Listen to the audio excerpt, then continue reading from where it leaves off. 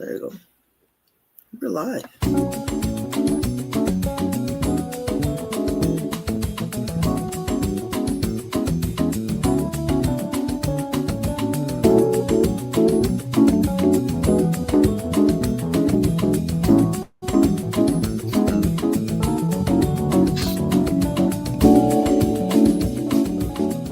And welcome to the Brazil Expat Journal, the BJ we can trust, and that you can trust. With that, we can all gather around the nighttime campfire of the internet and all just chill out and talk about life in Latin America, South America's biggest country. I shouldn't say Latin America, right, Pete? Because I think is Mexico bigger than Brazil? I don't know. No, it is not. Yeah, there you go. I got my geography right. So it's the biggest country in Latin America, and that's what we are tonight, guys. We got a cool show for you tonight. We got Jay on, who's going to be talking a little bit about life in some smaller cities outside of Salvador. You know, he is in Bahia. We usually do talk a lot about Salvador, but Bahia is a huge state, guys. Like really, really, really, really, really, really big. So there's a lot of cool places to live in Bahia. Right now, he's in a place called Arrial D'Ajuda, but he's also lived in Itacaré. So we'll get to talking to him in just a little bit. But before we get there, just want to see how Pete's doing. How's life, Pete? I know you're going through a few things over there. What's going on with you? Yeah, it's pretty rough actually. This week's going to be pretty bad, but hopefully I can get over the hump by Thursday or Friday, and then I'll have a few weeks breathing room. Yeah, guys, and that seems to be, Pete, like the story of everybody's life right now. Rich, poor, middle, well, maybe not the rich, but definitely working class and below. We are struggling, guys. Brazil's economy right now is a bit stagnant, and just trying to see what happens, for next year. Hopefully, it'll pick up a little bit. The government keeps putting out, positive information like interest rates hit an all-time low and this and that. But you go to buy some coffee and it's like 40 reais for coffee. It's like paying $40 for some coffee. You're like, what? $10 for instant, man. I'm down to like 1 cup a day because it's just spending $10 every 3 or 4 days. It's just getting ridiculous. It is, and it's always something that's amazed me is the resilience of Brazilian people. All right, we make a decent salary, let's say, compared to the average Brazilian, and we're struggling. Imagine these folks, the average salary in Brazil is what, like 1,000 reais a month, maybe 1,500. That's about what I've made this month, man. Yes, and people survive. You're surviving. You've hit the real Brazil expat experience. You're living although it does explain some things, if we're talking, we've spoken a bit about cultural differences the last couple of weeks here on the show, and you will notice that Brazilians have a much more community style of living, and the kids live with the parents. Pete, man, I'm getting the same feedback, dude. It's so frustrating. Wait up, I'm gonna have to do a little bit of this. Sorry, dude. All right. Okay. So you get a little bit of that community living. Why? Sometimes it's just for the practicality of it. So if you got the mom helping the son, and the son still living in the house, was helping the mom, and the girlfriend moves in, and you got like 4 or 5 people living in this one house. Sometimes it's just for practical reasons so that they can afford to live, and everybody chips in. So outside of just there is a more community style living here, extended family, which I think comes from more Latin background. But I think it's also just the mess that Brazil is that adds a little bit to that. And aside from that, guys, I mean, we got some good news here, I guess, if you want to consider it good news, with Lula and Trump have become besties all of a sudden, which is great. They'll be having some cachaça soon, and maybe Trump will come down for Carnival, and hopefully that'll cut some of these tariff things that are going on here in Brazil. We shall see, okay? A lot of uncertainty, not just in Brazil, but in the world right now.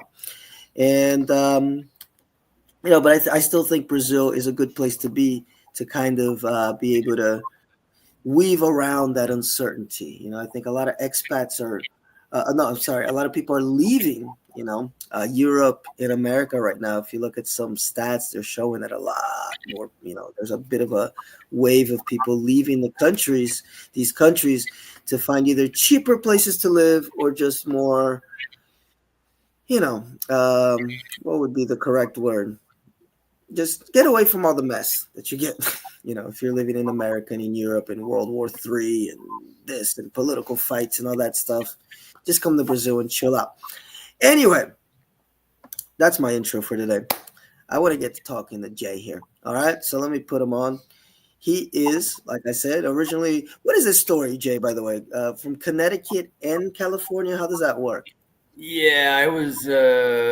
Well, thanks for having me on. I appreciate it, Sure. there, Phil and Right. Pete. You guys are great. I was lucky enough to be raised bi-coastal. I had family on both coasts, and was, I guess, privileged enough to spend half my time in Los Angeles and the other half in Connecticut. And I did my schooling in both states, and it kind of set the pace for my life to travel and do things, and that's really what it amounted to. And then I was lucky enough to get a job with they call it the Department of War now, but back then it was the Department of Defense. When I was 17, my parents signed off on the papers. I put my 20 years in, and I retired at 37. And I moved to Brazil just before I turned 40, and was lucky enough to get a pousada, and I ran that for about 5 years and got tired of people asking me for toilet paper and other unmentionables. And within that first year, I met my wife. Wait. Let's get a little time out, though, because you're getting right into the nitty gritty here. I always ask this question to everybody that comes on. Like, what put Brazil on the map for you? Like, what made you decide to come? This is a story, and I'll try to make it as short as I can.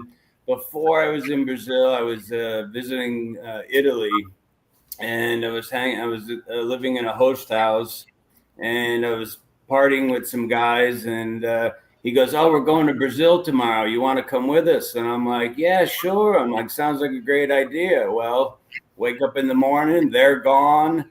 And I vaguely remember him showing me a bumper sticker on his Vespa that said Itacaré, Bahia, Brazil. So it clicked in my head, okay, that's where I need to go. Went, bought my ticket, showed up in Itacaré, didn't know where I was coming, where I was going. But first I showed up without a visa, so they sent me back. Oh my God. Okay. And I had to return back, get my visa back in Europe, come back here. And then I decided to go to the beach. And 30 minutes later, all of a sudden I hear my friend Massimo yelling, Jay, my American friend, Jay, how are you? And well, I guess the rest is history. That's how I arrived here, by a bumper sticker on a side of a Vespa. I think that's the best. How Brazil? Well, no, another one that I liked was I forgot who it was. I said they just threw a dart on the map and it just landed in Brazil, and they're like, "Okay, that's where I'm going." So I love the stories of how people came down here. A lot of them are for love. It ended up you met your wife down here, but a lot of people moved down here because they met their future spouses abroad. And usually that story ends with the spouses bringing their better halves down to Brazil to check it out. So what were your first impressions, though, when you got down here, especially in Itacaré? And I have a good friend that lived in Itacaré for a while, guys. In Itacaré, just so you get a little bit of an idea where it is compared to Bahia. Okay, there's Itacaré right there. And Bahia is gonna be. Let's see if my Google Maps works and the whole system doesn't crash here. What is it, about like south of Bahia, south of Salvador? I meant to say sorry, guys. Yeah, it's about 4 hours, right? Yeah, by 4 or 5 hours by bus. Yeah.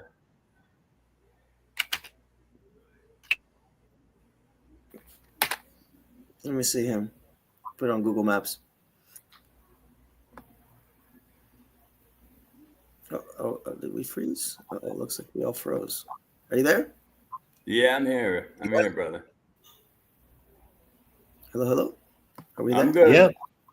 Yeah. There you go. All right. So no screen sharing tonight. Internet is screwed. So no screen share. I was trying to show you where Itacaré was in relationship to Salvador.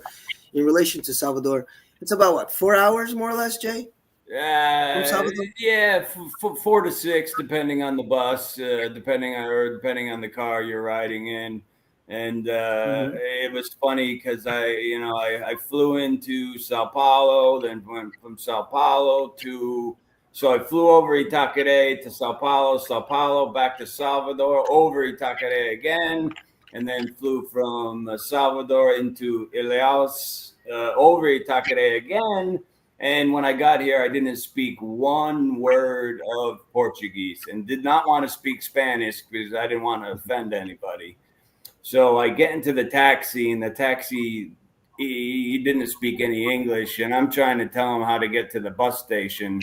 And I'm like, just very confusing. And all of a sudden I saw a bus driving by, and I'm like a 5-year-old kid looking at like an ice cream. And I'm like pointing at the bus. I'm like, that's where I need to go. That's where I need to go. And the guy's just smiling at me all the time, knowing that I needed to go to the bus station.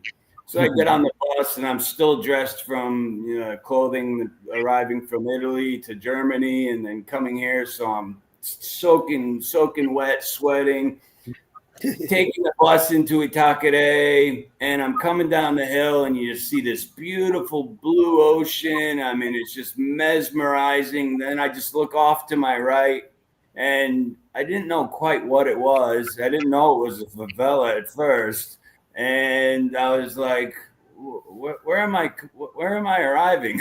I see this beautiful ocean, these great places, and then this, not quite a favela. It resembles it, but when I got there, I went to a hotel and to a hostel, and they were from England. And they invited me in, and I'm like, hey, you need my credit card, my passport? And they're like, no, here's your key. Go down there, get a caipirinha. Your first one's on the house. And I'm like, all right, I found home. I'm here. That's what I was thinking when you're telling that story. And I think that's very much a picture of how Brazil is at first glance for a lot of people, because it's such a welcoming country until you get to living here for like 10 years or so, and then you realize there's a lot of crazy shit that goes down too. But first impressions, usually positive down here, especially if you're in Bahia, man. Bahians are so friendly. Was that your very first caipirinha ever? Very first. Never even heard of one. I don't even think when he gave it to me, I couldn't even pronounce it. It took me 2 weeks to figure out how to say obrigado. And after 13 years of being here, my Portuguese is still not what it should be. And but the feeling of family and living here in Bahia is just a wonderful feeling. And one little story I'll tell you is that when I arrived here, to back up a little bit, when I was 16, I visited all 50 states in the United States. I told myself I was going to do that.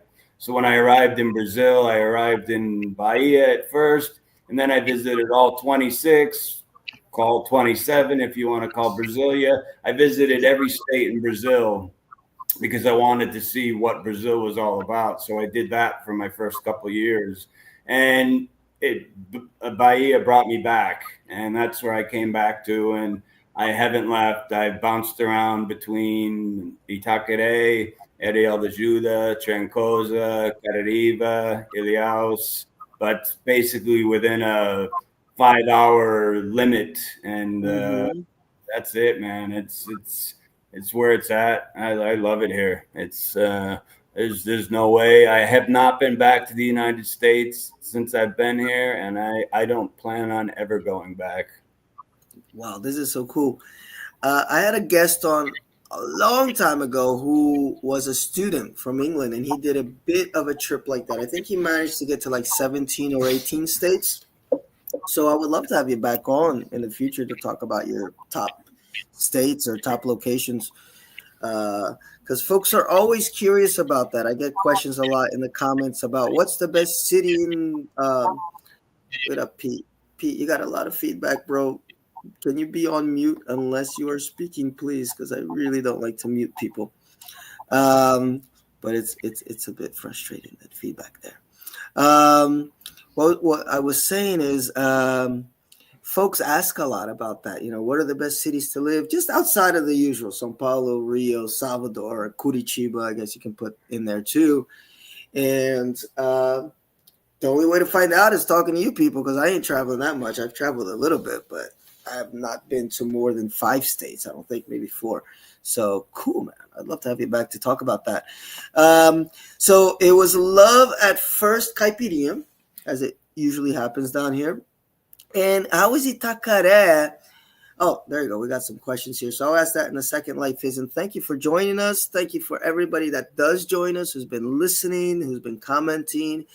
This is like Twin Peaks, The Return. It's the BJ, The Return, and we're having a lot of fun being with you. But I wanted to ask you first, before we get to that question, Jay, is the city of Itacaré. You stayed there for a little bit, right? How long were you there? I was there for about 6 years. 6 years. Great. Because I got a good friend that lived there for a while, and then she kind of got disillusioned with it. She was like, yeah, people there can be a little shady, a little this. So she moved out, and now she's in São Paulo. So I just wanted to get your impressions of this place, because it's a city I've heard of a lot. You're not the first expat that's chosen that as a cool spot to live. Can you give us like some quick pros and cons, of Itacaré for anybody considering moving there? Yeah, it's when I first got there, this was 2012, 2013. It was a cool little town. It was, there's 13 or 14 different beaches. It's full of surfistas.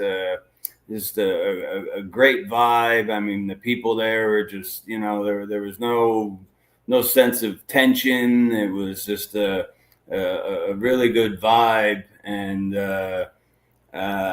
I would walk around late night after having a more than one caipirinha, and I never felt insecure at all. And it's a tourist town, so they sort of keep it in lockdown a little bit, because they want people to come spend their money there. And but housing wasn't expensive at the time. I got a 2-3 bedroom house, and it was $1,000,000 at the time. That was years back.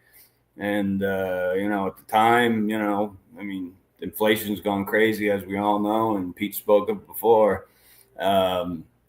It was I enjoyed it, and at the time I didn't work at all, and then my first job was teaching English, and I think I made 10 reais for one English class.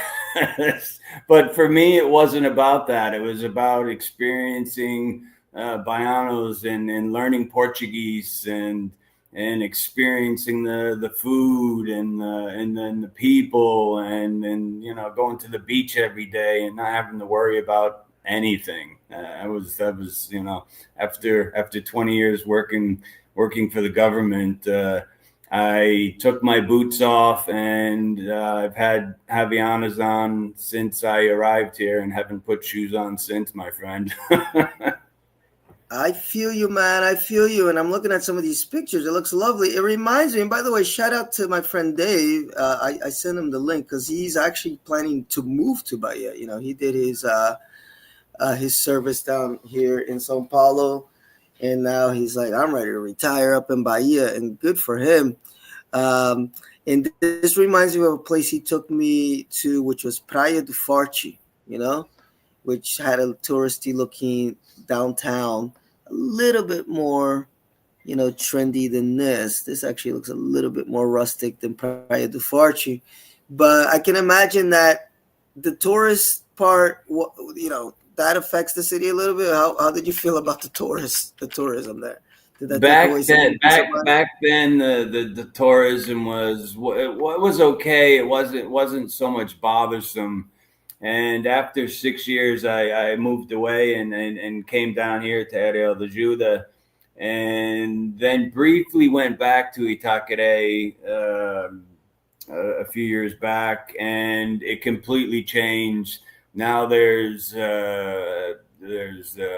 franchises there. The tourists, they're just it's sort of overrun by tourists, where you don't get that feel of, you say hello to everybody, and everybody, and every shop owner, and and you can go into that place and run a tab, where now it's sort of I don't get that same sort of home vibe anymore. The last time I was there, where here in Arrial D'Ajuda, it's similar. It's a very, very similar city. A lot more expensive here, believe me.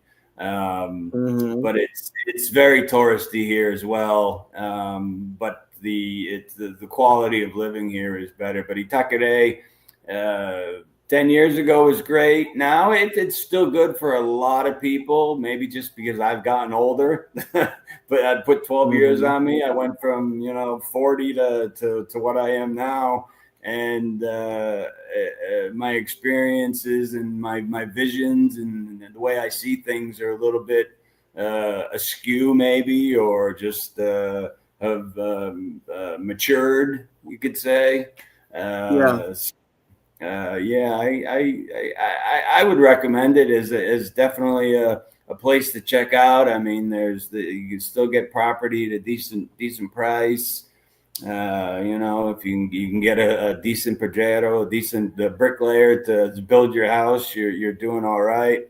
And it's a spot to be. I prefer where I am now, but Itacaré was definitely a place to be for the time I was there, and then having my own pousada for 6 years was a great time. I can imagine. Let me ask Pete, because Pete's a city boy. I'm wondering if he could ever see himself moving to a little island town. Yeah, I mean, I could. Yeah. I mean, it depends on the town. When I lived in Thailand, actually, I went from Beijing to Bangkok, and then I got a job out in the country. And I was going to commute for a while, but it was just like, fuck, you're spending like 4 hours a day on public transportation. Might as well just move there. And it was good because it was still like reasonably close to Bangkok. So like I was living in the middle of the country, like snake infested jungle. But there was this university town of 10,000 people, a 3-kilometer walk from my apartment. And if you wanted to go to Bangkok, you'd take a city bus and you could be there in about 90 minutes and, stay out all night, catch a minivan back in the morning. So it would depend on its proximity to civilization. Like 4 hours from Salvador, that's a bit far for me. It would need to be somewhere close, like Santos, for example, except Santos isn't nice enough to move to. But that kind of proximity to a beach city.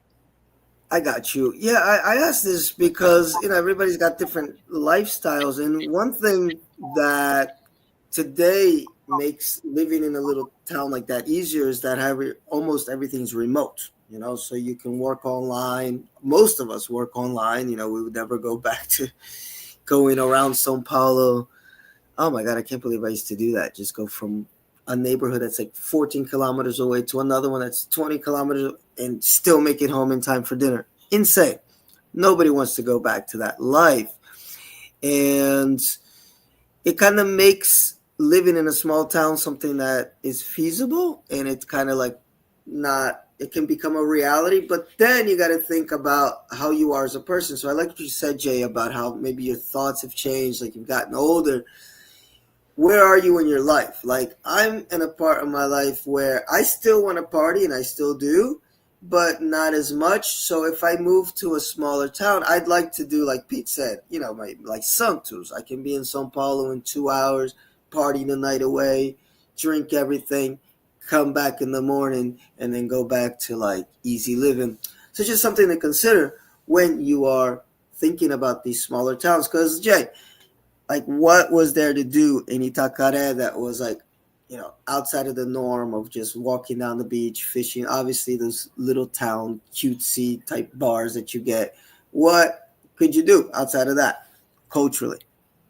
Well, there was, I mean, obviously, you spoke earlier about going to Salvador, which is a extremely cultural city.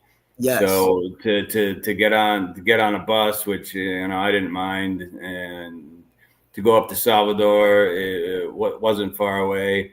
Chapada Diamantina was not a very far ride away. I mean, that's Bahia's version of the Grand Canyon, which, depending on what time of the year you go, it's a great time, a great stay. I mean, it's just there's so many towns that are in a very close proximity where you can remove yourself from that tourist driven situation, and where I lived, the barrio I lived in was far enough away from the tourists where when we had our carnival, I didn't have to listen to the music or the fireworks. But if I got on my motorbike 5 minutes, I was in the mix, but I could be back home, or get on a bus for 5 hours and be, in Chapada, or be in Salvador, or, I head south to, even just to Elias, which is a bigger city.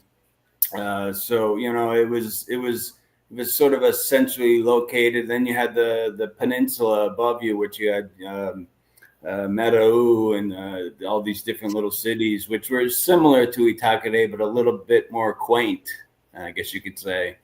And it was definitely an experience, and it all depends on what you want out of your life. I mean, it's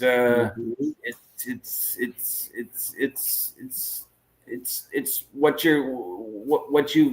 you view as quality, And at the time, for me, that's what I liked. I could go out and stumble home at 4 a.m. and not worry about getting robbed, and still get on my computer the next day and do my work and collect my pension in dollars. And at the time, it was only 1 to 2, and I did all right. And but for now, where I am now, it's I think I'm in a better spot, and it's a better quality of life. And but at the time, it was good for me. And anybody coming now, I would say experience it. I always say, people ask, where do I go to Brazil? Everybody says Rio. And what about Rio? And what about Tom Brady's wife, Gisele Bündchen? And I'm like, well, if that's all you know about Brazil, I go, there's a lot more you need to experience. I mean, I've done carnival in Salvador. I've done carnival in Rio. I've done carnival in Olinda, Recife. I've done every carnival. And it all depends on where you want to be and what you want to experience and what you want to do. That's really great advice, guys. And that's kind of what we were alluding to, even when we've been talking in these other podcasts about smaller cities around Sao Paulo. Depends what you want, So what phase of life are you in? You still want to party? Maybe Itacaré is an option because, like we saw on the map, it's about 4 hours from here, 2 hours from there, 3 hours from there. You can get places quickly. Where you are now, I saw on the map, is way further. It's about a 10-hour drive. But I'm going to get to that. We just got a few questions here I want to get to, and I want to thank everybody that's checking in. Life is, there's Dave that I was talking about that's moving up to Bahia. So he has a question for you. We will get to that question real quick, Dave. But Life is had asked first, real quick, what makes Bahia different from other states? And can I just say something before you answer, Jay? Look at this picture, guys. Look at this. Like, Brazil has everything, but Bahia seems to also have everything, like inside Bahia, from the beach to the canyons to everything. So just my perception overview of like researching Bahia, that's one thing, because this is a gorgeous picture. But Jay, what are your thoughts? What makes Bahia different? Because you've been to all 27.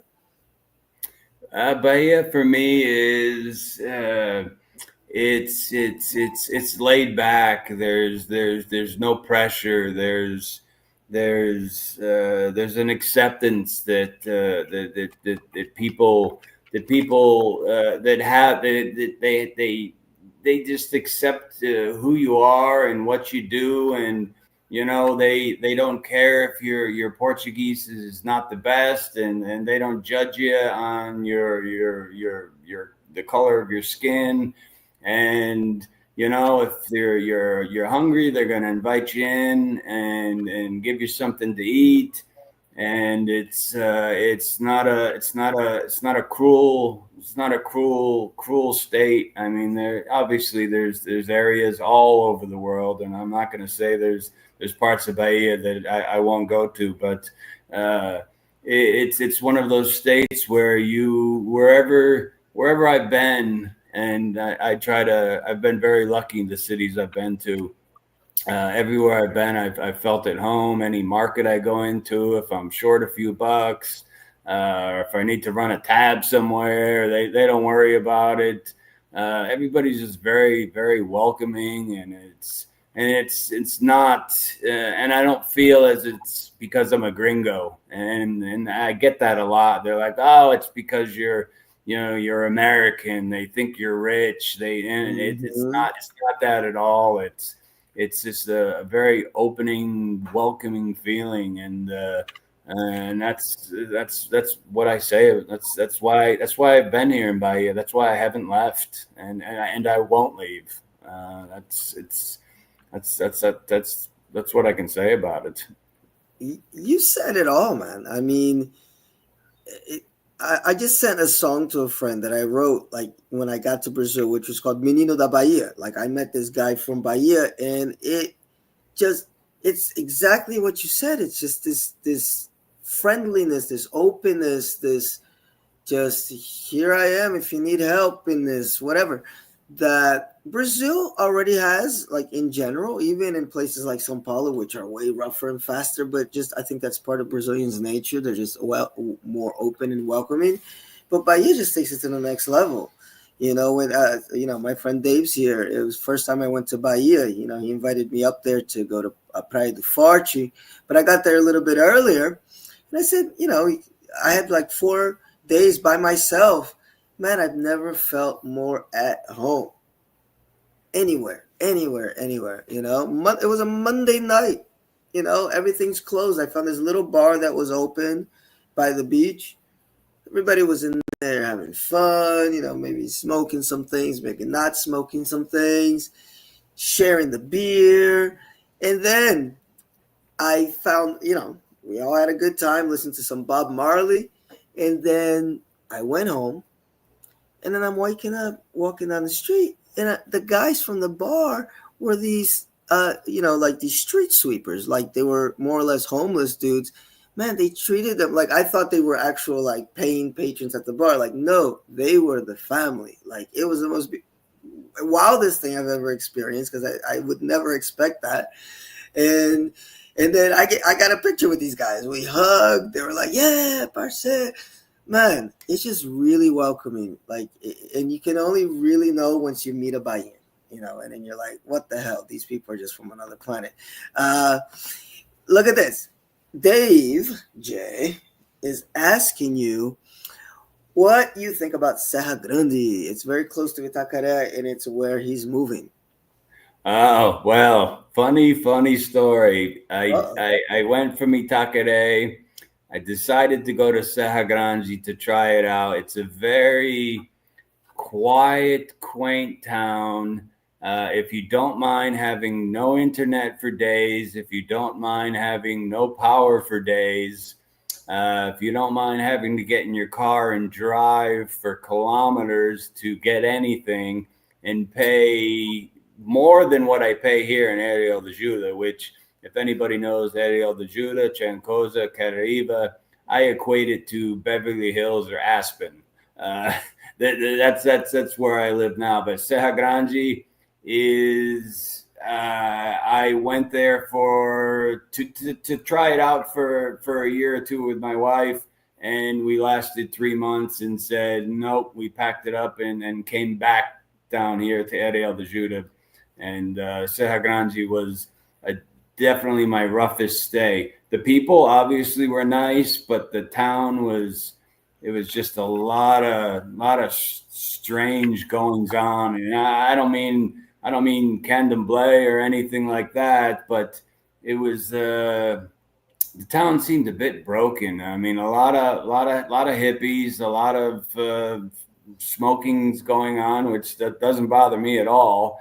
But it was very closed. It was closed. If you were not in the loop there, you weren't accepted. So if you haven't been there for the last 20 years, don't expect to be accepted. And I don't mean to speak ill of anything, anyone, anybody, but Serra Grande for me was a crossed off my list. I will never go back there. And I did my best to stay there, as did my wife.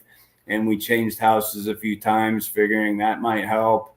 It just did not work out. It's just an odd place. I could go into a lot more detail, but I think I've said enough, and I don't like to be negative. Although Dave did ask, when was that? Maybe things have changed, because I think Dave. That was within the last year.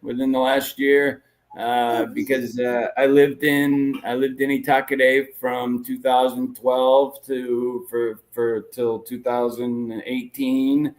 Then I came to I was in Elias for a year, and then I was in Arrial D'Ajuda and Porto Seguro, and then I moved back to Itacaré 1 year ago, stayed there with my wife, and then we decided to go to Serra Grande, and we literally just came back to Arrial D'Ajuda. We've been back here for 2 months, but before that we lived here for a good 3 years. So I was just in Serra Grande June, July, August, or July, August to September, right around there. So, I mean, fairly recent. I mean, I think I still have an outstanding electric bill, to be honest. All right. Okay, Dave, you got your response. All right. So maybe I'll connect you guys, if you don't mind. Dave's a cool dude. I won't connect you with any. Yeah, man. Absolutely. Yeah. Actually, you can find them on Facebook. It's Dave. What is it, Dave? Is it Dave Dillon on Facebook? But I'll connect you guys. You'll have fun. You've been talking about this city, so let's talk a little bit. It's called, how do you spell it again? It's Arrial D'Ajuda. Arrial D'Ajuda. D'Ajuda. There it is. Pretty place. Look at that. There we go. The usual little Bahian colonial house styles. That's cute. And how is it over here? Tell us a little bit about Arrial D'Ajuda. Oh, I'm sorry. Before you go on again, because we got listeners here that don't know all the Brazilian geography, which is fine because I didn't either when I first got here. But look at that, guys. It's a bit further from Salvador. It's about 10-hour drive or so. Yeah, 10 hours and 32 minutes, they're saying. 715 kilometers. So that's a big shift, from when he was living in Itacaré. But tell us a little bit about life over here. Arrial D'Ajuda is very similar to Itacaré, but I don't know how to quite explain it. I mean, it's definitely a tourist town, but the way I explain it to my friends, you have Arrial D'Ajuda, and next to that is Trancoso, and next to that is Caririba.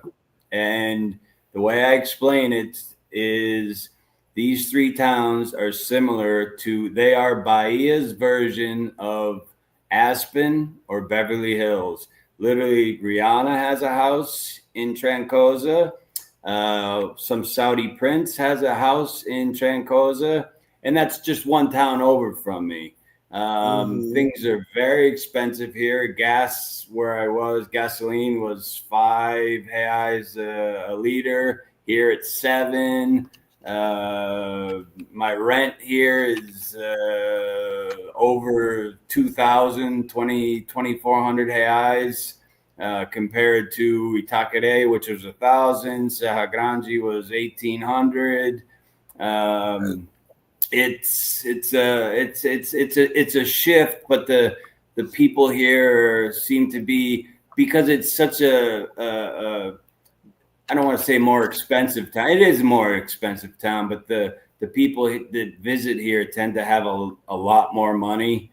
So they tend to keep to themselves. There's no crime at all. I think the police come to work at 9 and go home at 5. There's no crime. You can party all night till 5 in the morning if you want. Itacaré, you had Patuba, which was the main street. Here you have Mukuje and Broadway, and it's definitely a better quality of living. It's I don't lock my car, which I haven't done that since I was 16 years old living in Connecticut. I used to leave the keys in my car and the car doors open, and I do the same thing here. I mean, I shut my gate, but my car's open right now. I mean, the keys are in the house, of course, but and the people here just keep to themselves. The locals keep to themselves. The tourists, they can be a little bit pushy sometimes, but it's a quaint little town. It's expensive. Don't get me wrong. But if you know where to go, and you can save your money, and if you come here and you want to live like a tourist, you'll blow through money like no tomorrow. It's insane, but it's a great little town, and I think that's where we're settling. That's where we're gonna be.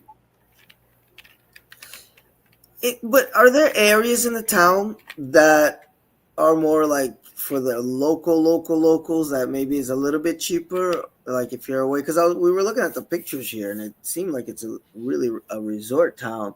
But are there areas like outside, like closer to the suburbs, where it's a bit cheaper?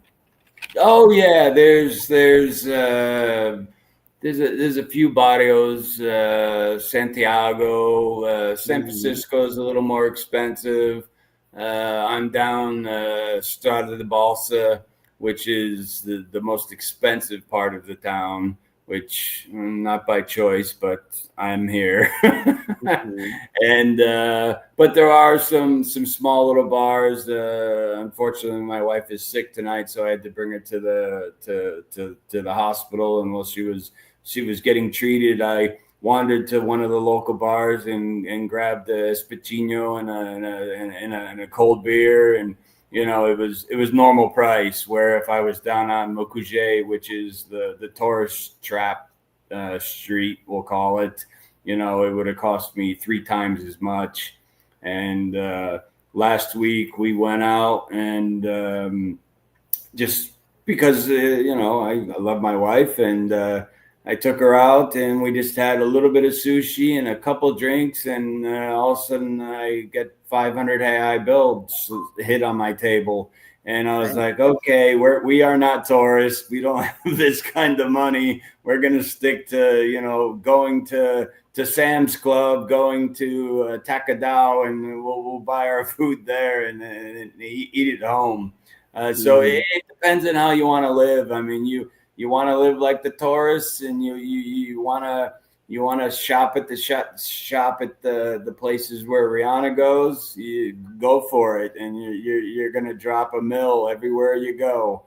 But there are places where, if you know where to go, you can live all right, but it is still more expensive than almost anywhere in Bahia. I mean, it's Sao Paulo prices, I would say. I got you. By the way, Find Your Free is here, and I didn't connect the dots, but this is my friend Imada, who I was saying, lived in Itacaré. So thank you for checking in. I don't know if you're still on the listening in, but if you are, Kisses, kisses, kisses. Glad to see you. And yeah, she's been there, and she lived in Itacaré for a while. And I like hearing all these perspectives. And I like this that, you went a little bit further here about cost of living. I looked it up. This is Google, guys. Fact check, whatever. But here it says for a single person, monthly food cost may range from $500 to $800 for groceries, or $1,300 to $1,700 for a week of eating out and groceries. And eating out, blah, blah, blah. So if you're coming from Sao Paulo, I'll be honest with you, it's not that expensive. It's way cheaper than life over here. And I had to check myself when I was in Bahia, because I thought and I was in Salvador, which is probably one of the most expensive cities in Bahia, because it's a huge tourist location. And I had to check myself, because for me, it was like, oh my God, it's this cheap, to get all of this. Because in Sao Paulo, I would have paid like 50 reais for, those same espetinhos, a espetinho and a beer. And there I paid like 20, 25. And I even saw, like, I was in Bahia, which is the tourist spot, and there were some hotels like beachfront, like on that big boardwalk area that they have, that big calçadão, like 120 a night. I was like, what? It felt like I was in an alternate universe, because like you go to Rio, if you want to be facing the beach, you're not paying less than like 2,000 or some crazy numbers. So, and it was a cute hotel, not like some like they have those love motels here in Sao Paulo, like an actual decent, nice, like colonial style building hotel. And I'm like, what the hell? So just keep that in mind, because Jay's been in Bahia, for pretty much 12 years, right?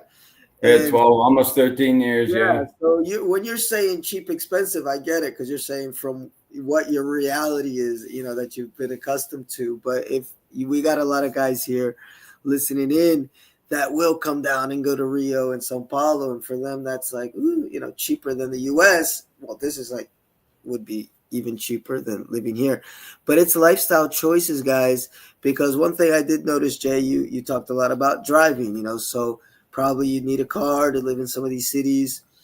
Also, if you're thinking about going to those suburb areas, man, until your Portuguese is good enough, and also if you have some Brazilian allies, whether it is a wife or a spouse, whatever, husband, or just real close friends, because you said you didn't want to get negative, but it's nice to like say a little bit of what people need to watch out for. And one thing that I did notice in Bahia is, since everybody is so welcoming and open, and like arms are wide open for you, it's hard to tell who is trying to scam you and who is genuinely nice. And you can run into that sometimes, here in Sao Paulo. It's a little bit easier to tell because Paulistas are not that friendly.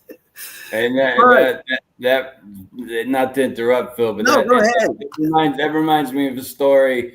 I was sitting in a bar having a beer in Itacaré, and I watched three people walk by 10 tables of Brazilians and come right up to me and ask me for money and cigarettes.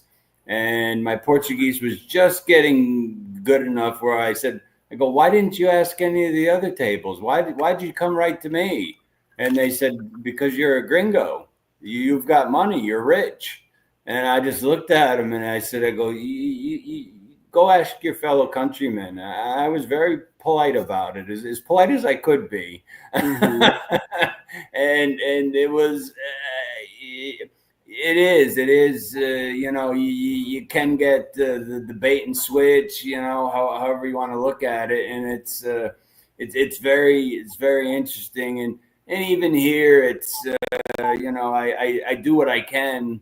When a kid asks for something, if I got some extra change, and of course you got the guys who always try to help you park, and if you don't give them one real, next time maybe your car is gonna have a flat tire or a scratch on it. So I do my best to give them a few bucks when I park my car. So it's all part of the game, and it's. You got to know how to play it. And after being here for so long, I think I know what to look for. And obviously having my wife, who's Brazilian, And Bayana herself, she says, "Hey, don't do that, don't do that."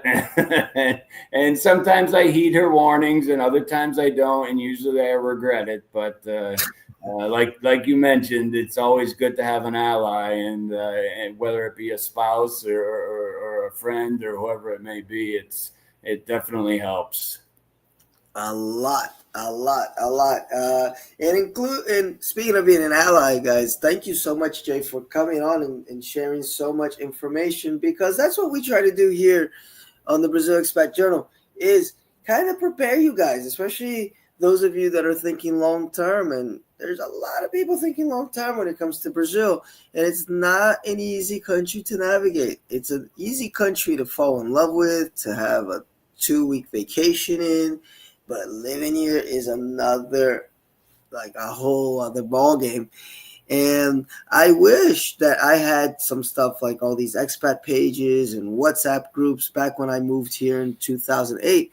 Because, man, Jay, I got screwed every which way possible. I didn't know I could bend in certain positions. The amount I got screwed here by everything, just the system. Not knowing when the economy was just going to crash from one day to the other, from people scamming me, from people robbing me inside my own house. And it's like, oh, I can't invite friends over anymore. Like, what, and it took me a while to figure out how to handle Brazilians, how to deal, like who's trying to get one over on you, who isn't. And here there's it's almost like a game, like Jay said, and here it's almost like they like the malandro. The malandro is the guy, it's like the trickster, and you have that in the Native American culture where they talk about the coyote. And it's almost, he's heralded as a hero because the system here, like the government, is hard. It's harsh. So if you know how to get around shit here, it's almost seen like a badge of honor. But it's just, you got to be careful because malandros are actually kind of cool sometimes. You actually want to have a malandro or two in your life to help you navigate, right? And you learn how to be a malandro a little bit too, which is nice because you need it down here. But you also have the pilantra. And then the pilantra is the malandro who's the scammer, who's the asshole, who is using that game just to screw you. And it's hard to tell the two apart sometimes. But once you're down here long enough, you get it. Man, oh man, oh man. All right. You may or may not know this, but everybody that comes on this show needs to answer some questions. And if they do not get these questions correct, I have the power. Trump's time. So are you ready, Jameson? I'm gonna use your government name for this. All right, very hard quiz here for you, and it begins like this: what is the best thing about Brazil? The people. Simple. The people. Yeah, I think. Yeah, easy to fall in love with. Where's Pete, by the way? Pete kind of. Yeah, where's Pete? I was going to ask the same thing, Phil. Where'd Pete go? Yeah, I'm here. Yeah, so I don't have the question. Yeah, but I kind of have them semi-memorized. What's the worst thing about Brazil?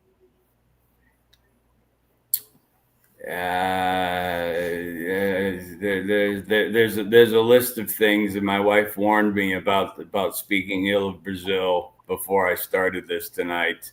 I'm not fond of the education system. I'm not fond of SUS. I'm not fond of the littering. I'm not fond of them burning plastic. I could go on, but I think you get the gist of it.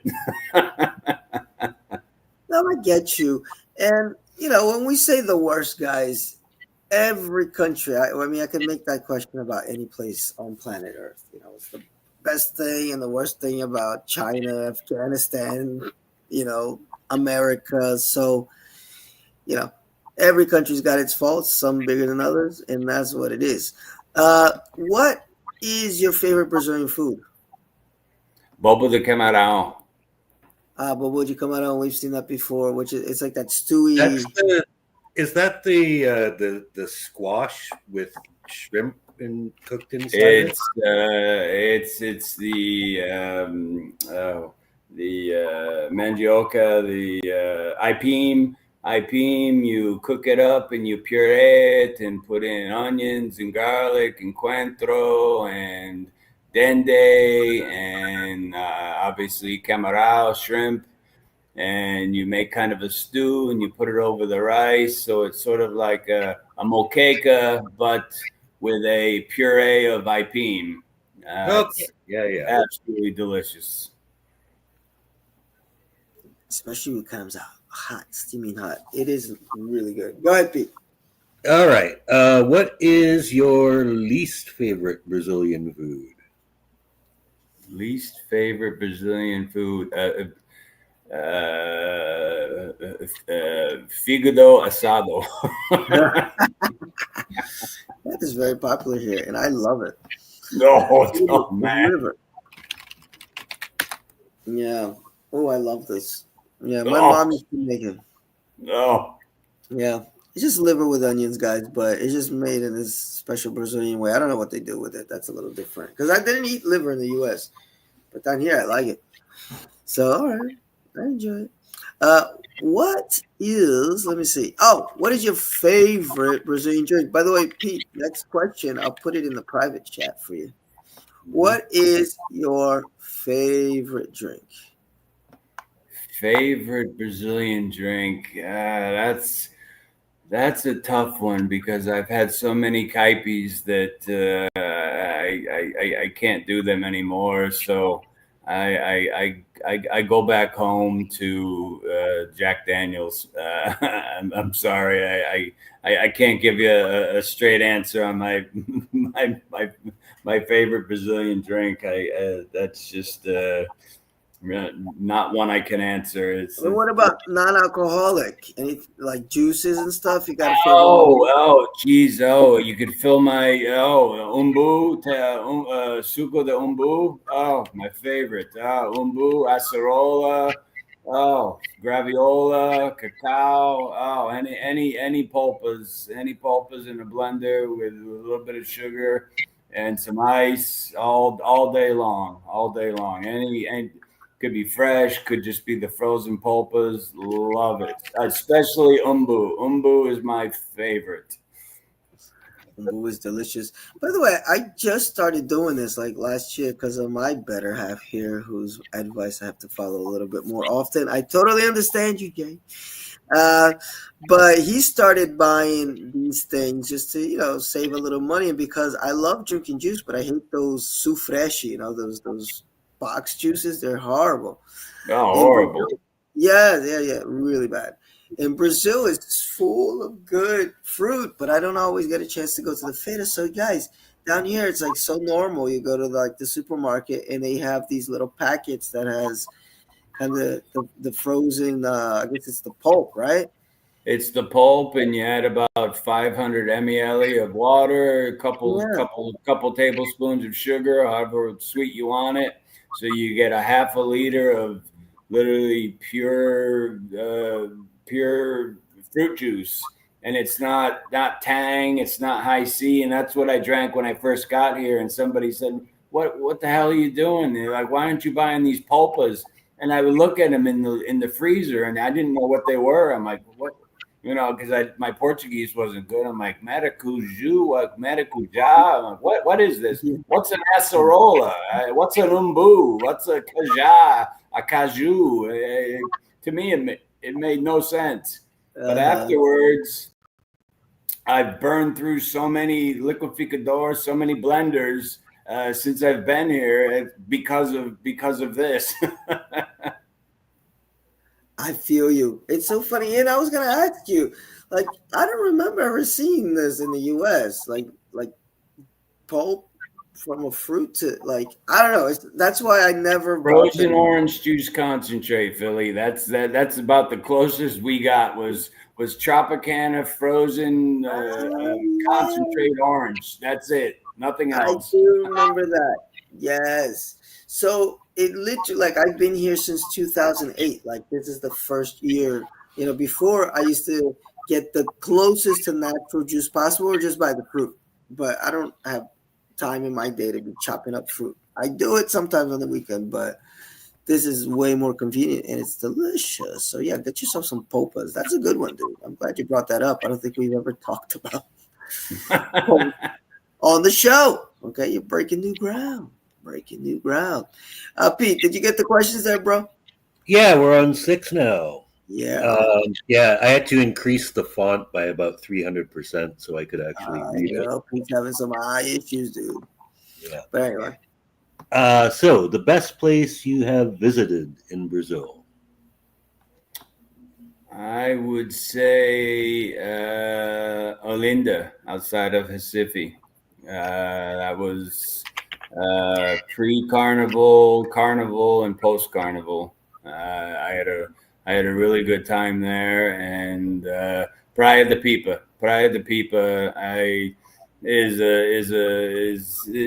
would say Praia de Pipa is probably number one. Yeah, people really love going here. What's so nice about Praia de Pipa that make people always go there? I think it's the surfing. You can dive there. It's the same sort of vibe, but it's also you got to save your pennies. It's very, very, very expensive, but it's I'm just a beach guy. I lived in the Caribbean for a while in my early 20s, and so I'm always near the water. And even up when I visited Ceará up in the north, I had such a great time. But Praia de Pipa and Recife for different reasons. But yeah, what about Natal then? Oh, not Natal, Olinda. What's the attraction? Olinda was just there's just a vibe there. It was sort of natural. I just I didn't feel. I mean, I've been in Bahia for so long that I feel like I belong because I've implanted myself here. I've planted myself here, I'll say. Mm-hmm. But there it was. I didn't feel like I was a tourist. I felt like I was just one of the people going to work every day, and I was just going to get my pão de queijo and my coffee in the morning, and it was just a feeling of just normalcy, and I get that, and it's really strange for me to tell you this when I'm driving. When I'm driving and I'm on an open road, it sort of reminds me of the United States, where I can get in the car and speed and actually go fast and not hit lambadas, not hit speed bumps. And it's just one of those, being in the car sometimes is one of those favorite spaces, one of those favorite places you speak of, being in the car and driving, having my music as loud as it can go, gives me just a feeling of sort of being back home, which I don't miss, but sometimes, you do, and I do. So yeah, if you had to narrow it down, I'd say Praia de Pipa. Wow, I like that. Great explanations. Let's go. We talked. This is one of my favorite questions. What do you think is the most overrated location or thing? Because we talked about so many great places here. What do you think is overrated? Oh, Sao Paulo, my friend. No. I got a friend. Sao Paulo. The first time I visited, I came straight into Brooklyn, and I was like, "Oh my God, what am I doing here? This reminds me of Los Angeles. Get me out of here! Get me out of here!" I wanted to get out of the hotel so fast, and I was down there with a really, really good friend of mine, which we all know, and he brought me to his house in Grajaú. And once I got to Grajaú, I felt so at home. I felt like, okay, this is This is where I want to be. But downtown Sao Paulo, no, thank you. No, thank you. No, not going to have it. Well, check this out. You said something interesting though, because you mentioned Grajaú after, and that's the thing I always say about São Paulo, guys. It's so big. It depends on where you land. Because when you said São Paulo's overrated, and I landed in Brooklyn, I was like, well, guess what? I remember when I first got here, I also ended up in Brooklyn. I was like, what the fuck is this place? So I agree with you. Like one of my least favorite neighborhoods in São Paulo. Actually, I threw up in Brooklyn. Like that's what I remember about Brooklyn. I got sick at my friend's house drinking too much Skull, and I vomited. And I had eaten some Oreo cookies beforehand, and I vomited out black, and I thought that I choked out a lung or something. That's my only memory from Brooklyn. Horrible neighborhood. But I've also been to our friend Mike's house in Grajaú, and that's when you start to get like the cool São Paulo, like the São Paulo you fall in love with when you get out into the suburbs. And yeah, it's a bit favela, but man, favela ain't nothing. Like if you know where to go, don't go into like certain areas in the favela or into some favelas at all. But they're just middle class, working class neighborhoods. If you have a friend that's in there, he'll invite you and you go in. You're not going to see guns and stuff like that like you do in Rio. Actually, that's prohibited down here. I've heard some horror stories from friends. If you Yeah, I visited Rocinha. Rocinha was a tough stay for me for a few days. Yeah. No, that's why I can't do it, man. Like people invite me up to those favelas in Rio. I'm like, I don't want to see AKs, dude. It's not that I'm afraid of them. It's just like, it's a negative energy when there's guns out like that. Here, they don't allow it. And I live close to a quebrada here. And I got friends there. And they say, man, this kid got fucked up, maybe shot because he fired a gun at a party or he flashed a gun. Like, they don't fuck around like that down here. You're not allowed to be too extravagant about that shit. But all right, I'll give you São Paulo. But guys, depends where you land. All right, depends where you land. Go ahead, Pete. Yeah, best place to chill in your city. That all depends on I guess who you're with and what your budget is. But for me, I always look for a street cart, some street food, some sort of barbecue burning, guys sitting around. Certain music I'm into and not into, but if I smell something good and I see some guys drinking beer and I can tell they're all locals, I can tell they're all Baianos, there are no tourists there, that's where I want to be.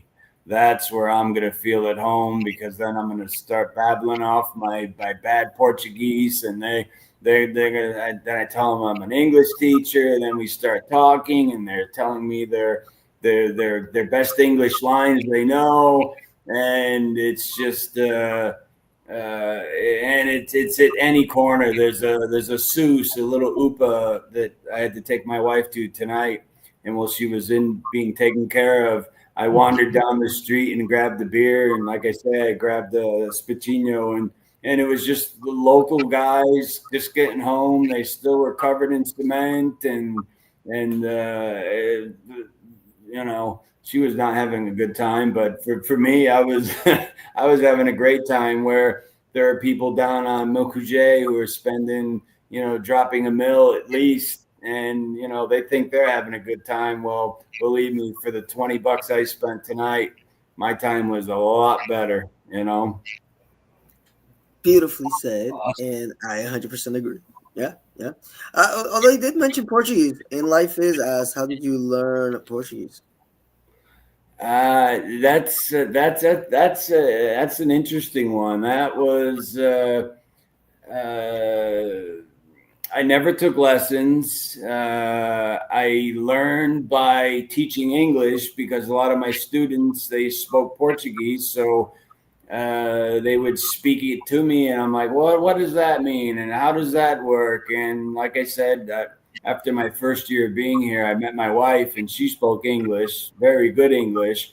So she's been my teacher and still is my teacher this whole time, and just interloping into a group of people, and just what does that mean, and queso, and then and speaking, and them understanding that I don't understand, and they also understand that I'm not speaking Spanish to them, which a lot of people do here. They come here and think they could speak Spanish and get away with it, and you've got some people get it, but yeah, you can. I had an English friend who lived here for many years, and he lived in Spain before coming to Brazil. And he just figured, I'm just going to speak Spanish. And he had a Brazilian wife too, and he was still able to do that for years. Fine, no problems. Well, you've got Spanish, you've got Portuguese, you got Portuñol. I mean, you got your mix there. But for me, I speak Italian, I speak Spanish, I speak Arabic, obviously English, Portuguese. So I'm fairly well versed in my languages. So when I arrived here, I said I'm not going to speak Spanish because this is not a Spanish-speaking country. So, and people told me the best way to learn Portuguese is get yourself a Brazilian girlfriend. And I'm like, I think that's going to be too expensive, but I feel yeah, that was it. I tried the Duolingo and silly little apps, and it was immersing myself into the culture, immersing myself into a group of guys at the bar and playing snooker and just talking to random women and them not understanding me, but there's that language that we all understand. And eventually it came to me, and I'm still not perfect after all these years, but I can call the internet company and tell them it's not working right. I can call my bank, I can call Santander and say, hey, my account is screwed up. So I think I manage okay. That's what's up, and I like how you talk a lot about exposing yourself, guys. And you got to get out there. Brazilians are friendly. They don't mind if you make mistakes. They like it because they like to teach you. Like, this is how we say this here, and this, and that. And so just do it. Just talk. When I got here, I did exactly the same because I had, of course, some conversational Portuguese due to growing up in a Brazilian household. But man, I learned really quick that what I spoke at home, which was mostly, talking to my mom when she's telling me to wash the dishes or clean my room, was not the same as having a full-on conversation like we're having tonight. Totally different world. So it was a struggle for about 2 or 3 years. And I learned by just going and talking and fucking it up. And a lot of beer helps, Jay. That is for sure. That helped me. Beer and samba, man. Oh my God, I miss those sambas when I first got to Brazil. Downtown, Jay, Sao Paulo, back in 2008 and 2009 was like, I don't know, New York City in the 80s, like just dangerous enough where you don't want to hang out too much, but you really want to go at the same time. And it was just a really good time. Now it's a little bit more gentrified, but so many cool sambas and drinks and beers, and it was all like you could go out for a night for like $10. Things have changed. Good Lord. And speaking about learning Portuguese, it was interesting because I'm by trade, working for the government. I was a civil engineer, so I needed to know about my parafusos. And also I'm a foodie, so I needed to know about my food. So the first words I learned were, alicate and manjericão,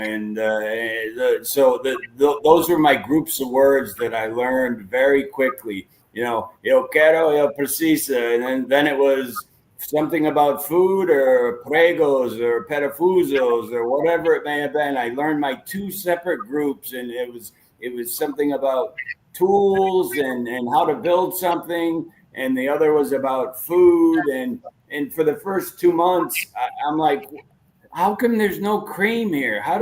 Where's this cream? I need cream to make something. But how did I know there was crema de leche in a box? We're back home. It's in the dairy section and it's cold.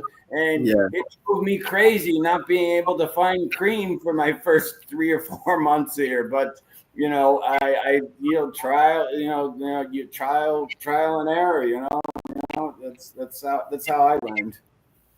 Yeah, and I think that's how everybody learns who really wants to learn. Just go out there, trial and error, and you'll get it. And Brazilians are super cool. They'll help you out. That's funny with the cream. And the milk, too, just regular milk. Like that was a surprise to me. Like, where is the milk? It's on the shelf in the box. Okay. I think we're almost done here. Favorite Brazilian musician or band? Well, I would have to go right straight to Ohapa, and then I would go to São Jorge, and then I'd go to Timmy Maia. I think that rounds out my top 3. I think that gives you an idea where I'm at. You're chill out, vibe out music. Ohapa is great. He's a mix of like rock with a rap, but with a Brazil. It's not like Limp Bizkit rock and rap. It's quality rock with rap with just these sweet beats, man. Great band, tight band, really tight band. So check them out. Like a cooler version of maybe they got a sound, Jay. See if you agree with me. Almost Red Hot Chili Peppers, but just a vibed out version. A lot of funky chili peppers with a little bit of Kravitz mix in there. Yeah. I'm with you on that. I'm with you on that. And then I São Jorge, same thing. And then I just go old school to Timmy Maia. That guy was just the shit he made was just explosive. And he died too early, man. And I like Charlie Brown Jr. They were still alive when I got here. And this old guy turned me on to Charlie Brown Jr. And I was like, what the hell is this? I'm like, pretty wild. I blast it out of my little speaker box for hours. I'd be up all night doing things and playing Charlie Brown Jr. So yeah, I guess it's 4. It's the 4 of them, but Ohapa would be number 1, definitely. Charlie Brown Jr. When I got here, I think he was still alive, and he was a huge loss there for that generation. He really reminded me a little bit in the U.S. from the dude from what's that band? I don't practice Santeria. Sublime. Sublime. Yeah, because it's like a pop sound, but it's like chilled out at the same time.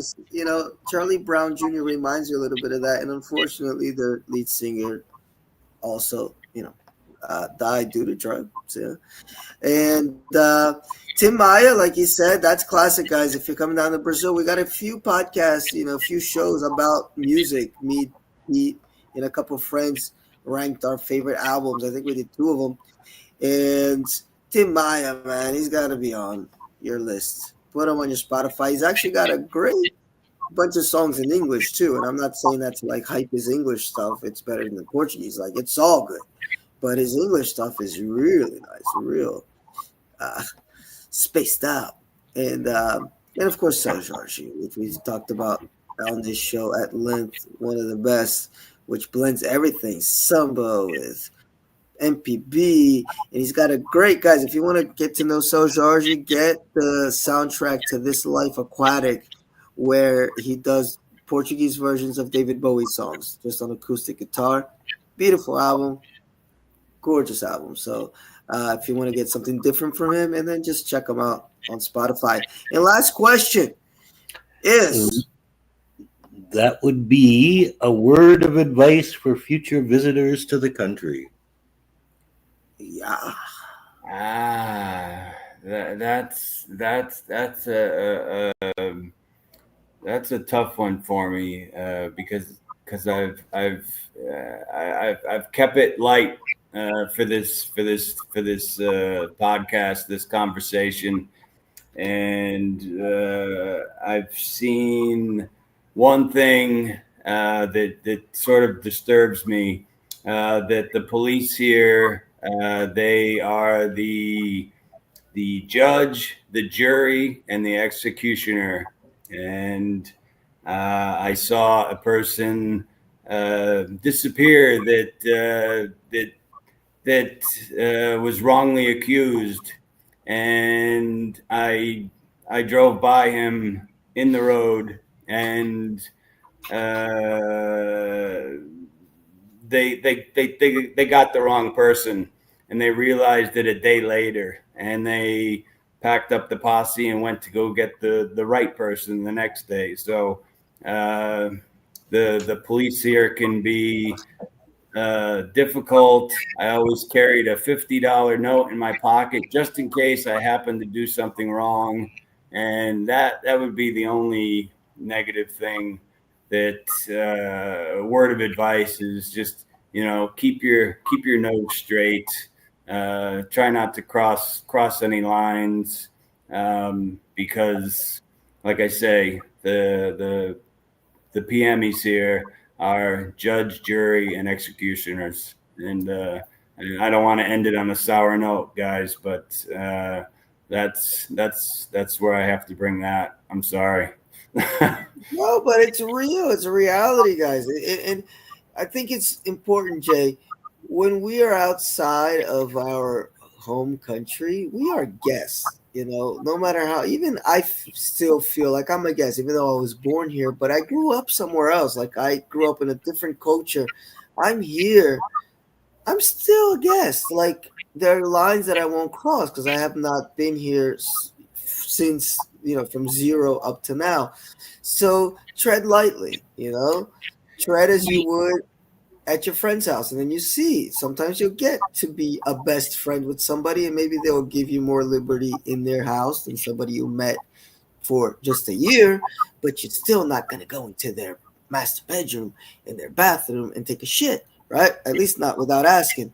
So act like that when you're in a different country. It's not like, and I don't think it's ending it on a sour note. It's just having common sense. You're down here, and things can change so quickly down here. And like last week, I told you the story about me against like 3 Noyas just because I went to a fucking McDonald's that was a little bit out of the way. Like that situation could have turned ugly quick had they have a knife or a shank or something, because they were on me. Like I was cornered in that little back area where the bathroom was. But luckily, and I've been here long enough to know that, hey, I can probably talk my way out of this, which I did, which was just by, standing up to them. So you got to know these things when you're down here. And on the subject of keeping your nose clean, too, you have to keep in mind, too, that the justice system here moves really slowly. Yes. So if you find yourself charged with something, you could be looking at years for it to be sorted out. Yes. Unless you have money, and then that buys you out of anything. And I firsthand have seen that. I've had situations that I've come across where I have not been involved in, and money takes care of anything, and that's everywhere in the world, but I've seen it more here, and I've been to 103 different countries. I've traveled the world, and that's what the government, gave me that opportunity. But here, you speak of the justice system, you speak of the police, you speak of the judges. The first word that any Brazilian will say is mafia. And that is what it is. And like I say, I don't mean to bring this whole thing, down a notch, but Pete, you said it, things can drag on forever, but also if you've got enough money, it doesn't drag on. You pay the right person, it's finished, it's done with, and you go on with your life. That brings me down sometimes when I see stuff like that. I mean, that's the negative part that I would ever speak of Brazil. the justice system is so corrupt. Other than that, man, like I said, I'm never going back. United States is in such disarray at this point. Even 5 years ago, 6 years ago, 8 years ago, when things appeared to be okay, I didn't want to go back because this is where my heart is now. This is where my wife is. This is where my kids are. This is what I love, and this is the country that has shown me love. Where I've been to all those countries and I've never found that love before, and the love is here. So that's why I'm here. Nice. That's a great way to end the evening. And also sending a big hug and a kiss to your wife. I hope she's all right. And your kids and everybody up there in Bahia. Man, this was a very enlightening evening. I found out a lot about you, which is great. I want to have you back to talk a little bit about some other places that you've been in Brazil. That would be really cool if you're willing to come. And I want to thank everybody that joined in, that asked questions. I hope it's been as informative for you as it was for me, because I loved it. Well, let me ask you, man, got any final words? Floor is yours. Like you said, we are just travelers here. We're just visitors here. And when you come here, you have to give some respect and earn that respect to get it back. And if you do that, it will come to you. And you'll see some things that'll ruffle your feathers, we'll say. But as long as you keep it on an even plane and you treat people not even equal, you treat them a little bit better, you're going to see the return 110%. And I truly believe that. And I try to do that every day in my travels, bringing my wife to work or going to the market or whatever it may be. To give a little bit extra that I can. And I'm not talking about money.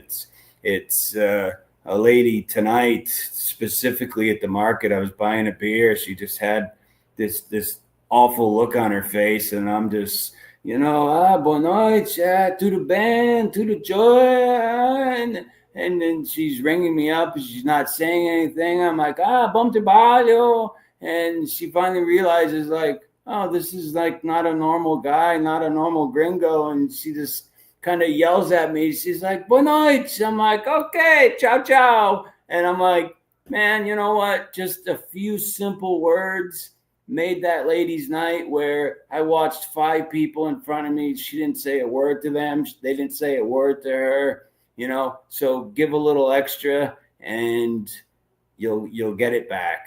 You'll get it back. Wise words to live by in any situation, but I think definitely in Brazil, that's a great story. All right, guys, I think that's it for tonight. Wonderful evening. Yeah, that was great. I'm going to play some outro music here. Hang on the line, Jaminson, after we go offline. But let me play this right here.